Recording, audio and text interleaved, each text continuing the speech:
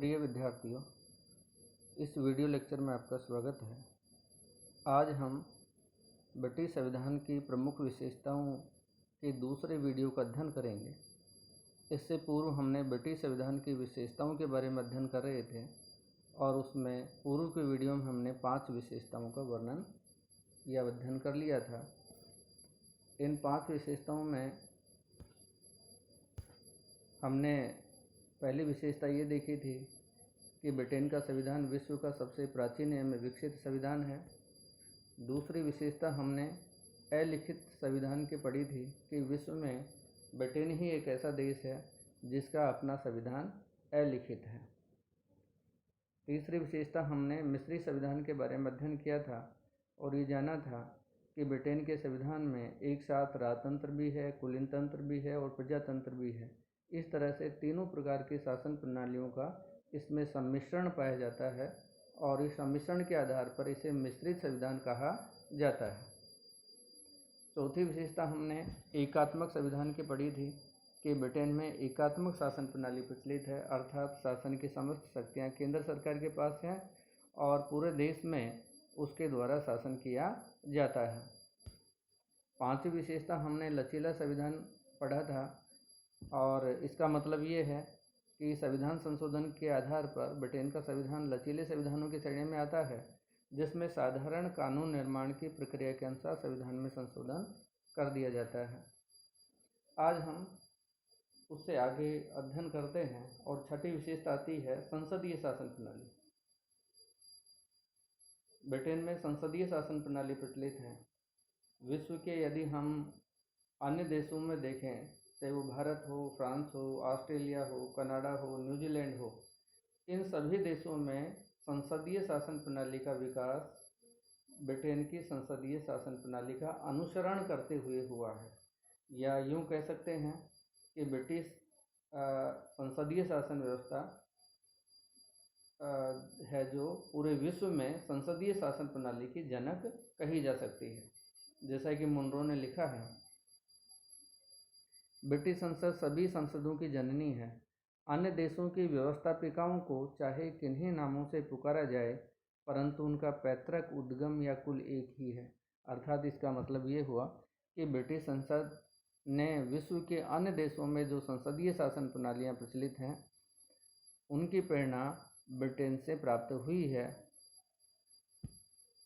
संसदात्मक शासन प्रणाली में कार्यपालिका और व्यवस्थापिका के मध्य घनिष्ठ संबंध पाया जाता है। अपनी इसकी कुछ विशेषताएं होती हैं संसदीय शासन व्यवस्था की। जैसा पहला विशेषता हमने ये पढ़ी कि कार्यपालिका और व्यवस्थापिका के मध्य घनिष्ठ संबंध पाया जाता है। इसका मतलब ये है कि कार्यपालिका का चयन व्यवस्थापिका में से किया जाता है और वो व्यवस्थापिका के प्रति उत्तरदायी होती है। इसमें 2 प्रकार की कार्यपालिका होती है, एक नाम मात्र की कार्यपालिका होती है और दूसरी वास्तविक कार्यपालिका होती है।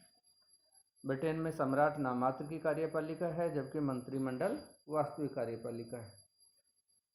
7वीं विशेषता है संसद की सर्वोच्चता। 2 प्रकार की सर्वोच्चताएं होती हैं, संवैधानिक सर्वोच्चता और संसदीय सर्वोच्चता। ब्रिटेन में संसदीय सर्वोच्चता के सिद्धांत को अपनाया गया है। इसका मतलब ये है कि ब्रिटेन में संसद सर्वोच्च है, वह किसी भी प्रकार का कानून बना सकती है। उसकी कानून निर्माण की शक्ति पर किसी तरह का कोई बंधन या सीमा नहीं है। जैसा कि डी लोम ने कहा है, ब्रिटिश संसद पुरुष को स्त्री और स्त्री को पुरुष बनाने के अतिरिक्त कुछ भी कर सकती है, क्योंकि ये स्त्री पुरुष बनाने का जो प्रक्रम है वो प्रकृति के अधीन है और बाकी जो मानव के अधीन है वो सारे के सारे कार्य ब्रिटिश संसद के द्वारा किए जा सकते हैं। इसी तरह से डायसी का भी कथन है, कानूनी दृष्टि से हमारी राजनीतिक संस्थाओं की प्रमुख विशेषता संसद की सर्वोच्चता है। यानी वो संसद की सर्वोच्चता की बात करता है। संसद की शक्ति इतनी सर्वोच्च है कि उसको व्यवस्थापन द्वारा भी सीमित नहीं किया जा सकता, अर्थात कानून बनाकर भी उसकी संसदीय सर्वोच्चता को सीमित नहीं किया जा सकता है। और संसद के द्वारा जो बनाए गए कानून होते हैं वो सर्वोच्च होते हैं और वहाँ ब्रिटेन में संसद के द्वारा बनाए गए कानूनों को न्यायालय में चुनौती नहीं दी जा सकती है। तो इस तरह से ब्रिटेन में संसदीय सर्वोच्चता के सिद्धांत को अपनाया गया है। 8वां है वंश परंपरा पर आधारित सीमित राजतंत्र। ब्रिटेन में आज भी राजतंत्रात्मक शासन प्रणाली प्रचलित है, राजतंत्र प्रचलित है, और ब्रिटेन का जो राजा है, सम्राट है, वह अपना पद वंश परंपरा के आधार पर प्राप्त करता है। यद्यपि राजा की शक्तियों को सीमित कर दिया गया है, अभिसमयों के माध्यम से परंपराओं के द्वारा उसकी शक्तियों को मर्यादित कर दिया गया है। सम्राट अपनी शक्तियों का प्रयोग केवल मंत्रिमंडल की सलाह एवं परामर्श के अनुसार करता है। आज व्यवहारिक दृष्टि से देखें, सैद्धांतिक दृष्टि से या संवैधानिक दृष्टि से हम देखें तो आज शासन की संपूर्ण शक्तियां सम्राट में निहित हैं, लेकिन व्यवहार में वह उन शक्तियों का उपयोग स्वयं नहीं करता है। व्यवहार में वो सारी की सारी जो सम्राट की शक्तियां हैं वो मंत्रिमंडल की शक्तियां हैं, और वो मंत्रिमंडल के परामर्श के आधार पर, परामर्श के अनुसार ही उन शक्तियों का उपयोग करता है। आज उसके पास व्यवहारिक रूप से 3 ही शक्तियां शेष बची हैं, एक सलाह देने का अधिकार, एक चेतावनी देने का अधिकार और एक प्रोत्साहित करने का अधिकार। वो मंत्रिमंडल को सलाह दे सकता है, उसको चेतावनी दे सकता है, उसे प्रोत्साहित कर सकता है, लेकिन उसके द्वारा लिए गए निर्णयों को वो बदल नहीं सकता है। इसलिए सम्राट को स्वर्णिम शून्य कहा जाता है, यानी सारी की सारी चीज़ें संविधान के माध्यम से उसे प्राप्त हैं, लेकिन वो उनका उपयोग नहीं कर सकता है। 9वीं विशेषता है सिद्धांत एवं व्यवहार में अंतर। यद्यपि सिद्धांत और व्यवहार में अंतर सभी देशों के संविधानों में देखने को मिलता है, लेकिन जितना अधिक ये ब्रिटिश संविधान में दिखाई देता है उतना अंतर कहीं अन्यत्र दिखाई नहीं देता है। इसका मतलब ये है कि सिद्धांत में वहाँ कुछ व्यवस्थाएं हैं और व्यवहार में वहाँ अलग व्यवस्थाएं हैं। तो इस तरह का सिद्धांत और व्यवहार में वहाँ अंतर देखने को मिलता है। सैद्धांतिक दृष्टि से वहाँ निरंकुश राजतंत्र है आज भी, लेकिन व्यवहार में वहाँ लोकतंत्र प्रचलित है। यानी अगर हम सैद्धांतिक या संवैधानिक दृष्टि से देखें तो वहाँ निरंकुश राजतंत्र है, लेकिन व्यवहार में वहाँ लोकतंत्र प्रचलित है। और उसकी सम्राट की शक्तियों के बारे में जो निरंकुशता की हम बात कर रहे हैं उसके बारे में बैजहाट ने सही लिखा है कि यदि संसद के दोनों सदन उसकी मृत्यु के आदेश को पारित कर उसके पास भेज दें तो उस पर भी उन्हें हस्ताक्षर करने ही पड़ेंगे, अर्थात वो मंत्रिमंडल की सलाह या परामर्श को मानने के लिए बाध्य है। इसलिए व्यवहार में वहाँ लोकतंत्र प्रचलित है। सैद्धांतिक दृष्टि से वहाँ संसद सर्वोच्च है, लेकिन व्यवहार में दलीय अनुशासन की वजह से या दलीय व्यवस्था की वजह से ब्रिटेन में मंत्रिमंडल ही संसद के ऊपर नियंत्रण लगाने का कार्य करता है। तो इस तरह का सिद्धांत और व्यवहार है वो ब्रिटिश शासन व्यवस्था के कई क्षेत्रों में देखने को हमें मिलता है। आग व जिंक के ने लिखा है इस बारे में कि सभी शासनों में सिद्धांत और व्यवहार में पर्याप्त अंतर पाया जाता है, परंतु जिस प्रकार का यह अंतर ब्रिटिश शासन व्यवस्था का ताना बनाम बना हुआ है वैसा अन्यत्र कहीं नहीं है। यानी सिद्धांत और व्यवहार का जो अंतर है वो ब्रिटिश संविधान की एक आधारभूत विशेषता है, महत्वपूर्ण विशेषता मानी जाती है। 9वीं विशेषता विधि का शासन है। ब्रिटिश संविधान विधि के शासन पर आधारित है और विधि के शासन की डायसी ने 3 प्रमुख विशेषताएं बताई हैं। कानून की सर्वोच्चता, यानी कानून सर्वोच्च होता है, तो ब्रिटेन में कानून की सर्वोच्चता का सिद्धांत प्रचलित है। दूसरा है कानून की समानता, यानी कानून के समक्ष सभी लोग समान होते हैं। ये विशेषता भी ब्रिटेन के संविधान में पाई जाती है। और कानून का समान संरक्षण, इसका मतलब ये है कि यदि कोई अपराध करता है तो उस अपराध के लिए सामान्य व्यक्ति को भी उतना ही दंड मिलेगा जितना कि किसी सर्वोच्च पद पर बैठे हुए व्यक्ति को मिलता है। यानी कानून की नज़र में सभी लोग समान हैं और कानून का सभी को समान संरक्षण प्राप्त है। तो ये विधि का शासन है। ये विधि का शासन ब्रिटिश संविधान की एक प्रमुख विशेषता मानी जाती है। 10वीं विशेषता आती है धर्मनिरपेक्ष संविधान नहीं, यानी ब्रिटेन का जो संविधान है वो धर्मनिरपेक्ष संविधानों की श्रेणी में नहीं आता है। क्यों नहीं आता है?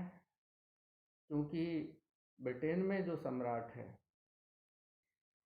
वो केवल प्रोटेस्टेंट ईसाई ही होना चाहिए, यानी वहाँ कोई भी व्यक्ति ब्रिटेन में प्रधानमंत्री बन सकता है, मंत्री बन सकता है, लेकिन प्रधानमंत्री सम्राट केवल वही व्यक्ति बनेगा जो प्रोटेस्टेंट ईसाई हो। तो इस तरह से धार्मिक आधार पर वहाँ ये बाध्यता है और इसी बाध्यता की वजह से वो धर्मनिरपेक्ष संविधानों की श्रेणी में नहीं आता है। क्योंकि धर्मनिरपेक्ष संविधानों की एक प्रमुख विशेषता ये होती है कि धर्म के आधार पर नागरिकों के मध्य में किसी तरह का कोई भेदभाव नहीं किया जा सकता है। लेकिन ब्रिटेन में सम्राट के पद को लेकर या साम्राज्ञी के पद को लेकर, राजा या रानी के पद को लेकर ये विभेद या ये भेदभाव बना हुआ है। कोई भी कैथोलिक मत का मानने वाला वहाँ सम्राट नहीं बन सकता है या अन्य धर्म के मानने वाले व्यक्ति सम्राट नहीं बन सकता है, वो केवल प्रोटेस्टेंट ईसाई ही होना चाहिए। तो इसके साथ ये ब्रिटिश संविधान की विशेषताएं पूरी होती हैं। अब हम आपको स्वयं मूल्यांकन के लिए कुछ परीक्षा से संबंधित महत्वपूर्ण प्रश्न दे रहे हैं। सभी विद्यार्थियों को इन प्रश्नों के उत्तर अपने रजिस्टर में अपने नोट्स के अंदर लिखना है। ये परीक्षा की दृष्टि से भी महत्वपूर्ण प्रश्न हैं और ये आपने जो पढ़ा है उसका मूल्यांकन भी इससे आपका होगा। तो इसमें पहले से लेकर जो 5 प्रश्न हैं वो शॉर्ट आंसर टाइप के क्वेश्चन हैं, यानी जिनके उत्तर आपको 25 से 30 शब्दों में देने हैं। और जो अंतिम प्रश्न है इसमें थोड़ा सा ये टाइपिंग में गलती हो गई है। तो यहाँ ब्रिटिश संविधान की प्रमुख विशेषताओं का वर्णन कीजिए। ये जो 5वां प्रश्न है वो है ब्रिटिश संविधान की प्रमुख विशेषताओं का वर्णन कीजिए। पहला प्रश्न है विश्व का एकमात्र अलिखित व विकसित संविधान कौन सा है, ये आपको बताना है। दूसरा प्रश्न है ब्रिटिश संविधान संविधानों का जनक है और ब्रिटिश संसद संसदों की जननी है, यह किसका है, ये आपको बताना होगा। तीसरा प्रश्न है ब्रिटिश संविधान की 4 महत्वपूर्ण विशेषताओं को उल्लेख कीजिए। जितने 10 विशेषताएं हैं उनमें से 4 महत्वपूर्ण विशेषताओं को बिंदुवार लिखना है। चौथा है मैग्ना कार्टा से क्या अभिप्राय है। 5वां प्रश्न है ब्रिटेन में वयस्क मताधिकार का प्रचलन कब से हुआ, वर्ष लिखना है आपको कि कब से प्रारंभ हुआ है। और एक निबंधात्मक जो अंतिम प्रश्न है वो ब्रिटिश संविधान की प्रमुख विशेषताओं का वर्णन कीजिए। तो ये परीक्षा की दृष्टि से स्वयं मूल्यांकन हेतु उपयोगी प्रश्नों की सूची आप लोगों को दी गई है। सभी को ये प्रश्न करने हैं। इसी के साथ आप लोगों का बहुत बहुत धन्यवाद। नियमित रूप से वीडियो देखते रहिए और अपने पाठ्यक्रम को ध्यान से पढ़ते रहना है आपको। आपका पुनः धन्यवाद।